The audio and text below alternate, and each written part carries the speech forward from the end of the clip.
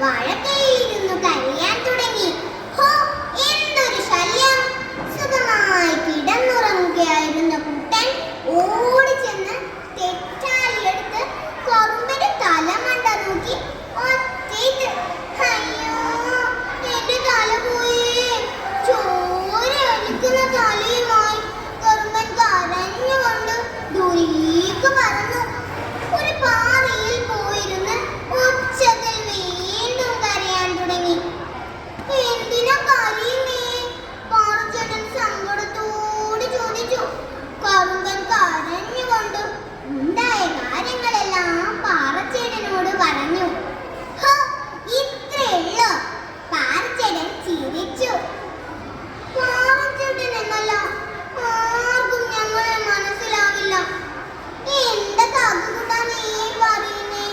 പാറച്ചേട്ടൻ വിഷമമായി. ചേട്ടനറിയോ, കഴിഞ്ഞ ദിവസം ആവണിപ്പാടത്ത് കൊയ്ത്തു കഴിഞ്ഞ് കിളികളെല്ലാം തീറ്റ നേടിയെത്തി. കൂടെ ഞാനും. ഹോ, അവരെയൊക്കെ ഒന്ന് കാണണം.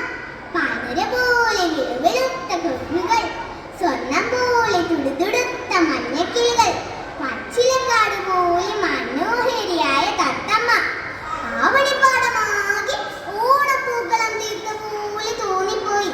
ഞാനും സന്തോഷത്തോടെ അങ്ങോട്ട് പറന്നു ചെന്നു.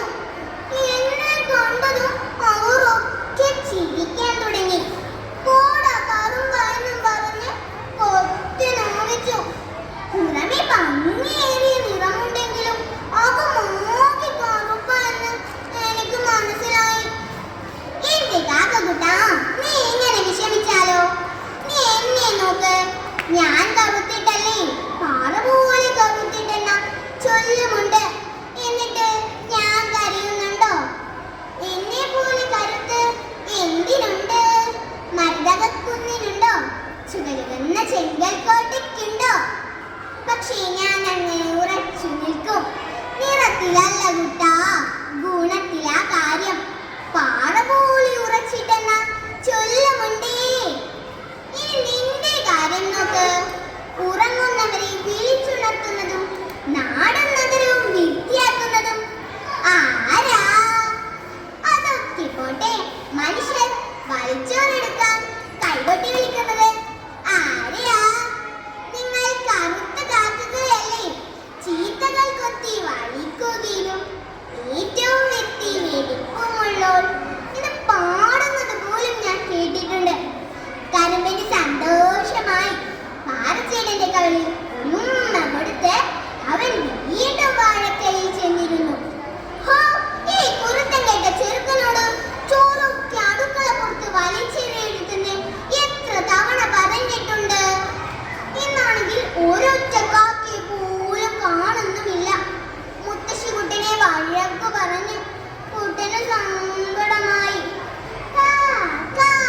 വാഴക്കൈയിലിരുന്ന് കറുമ്പൻ മെല്ലെ കരഞ്ഞു വിളിച്ചു. പാവം കറുമ്പൻ.